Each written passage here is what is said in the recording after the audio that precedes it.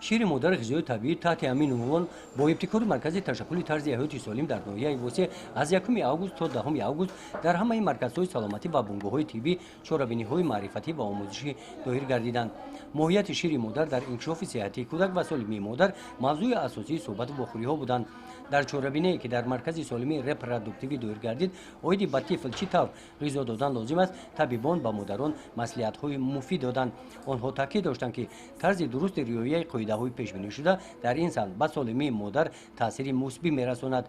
آنها را از بیماری‌های سرطان و دیگر عارضه‌ها نگاه می‌دارد. اکثریت مادران جوان از سینه‌مکانی برای فرزندان خود خیلی بر وقت دست می‌کشند. همین رو گفتنی هستیم که شیر مادر افضلیت خیلی کلان دارد در انکشاف جسم جانی کودک. منتظم 6 ماه هر یک مادر جوان باید شبانه روزی به خوش کودک باید شیر بخورد. اولا از بیماری‌های سیرویتی کودک را ایمنی دارد. خیلی با از ویتامین‌ها باید این بودجه آیله را هم نگاه می‌کنم و یک چیز مهمی دیگر است که از ماینده‌شوی بر وقت هم زن را ایمنی دارد. طوری که کارمندان مرکز تشکل طرز حیات سالم اظهار نمودند از روی مشاهده‌های آنها اوید همین موضوع بردن کارهای ترغیباتی بین مادران در ده‌ها جایها به مورد است.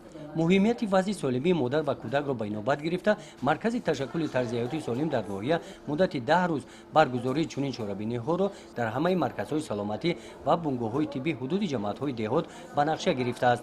در مرکز سلامتی دهه توگرک اوید همین موضوع کارمندان مرکز تشکل طرز حیاتی سالم در یکجایی با طبیبان طبی اولیوی در 8 دهه با مادران واخوری‌ها گذراندند. همین است که در 6 ماه سال روان در این دهه تولد 88 کودک به خیر گرفته شده، آنها صحت و سلامت به وایه میرسند. گزارش خواجان از ریف خدای نظر ظهور فضل ناحیه واسه برای برنامه اطلاعاتی نوید.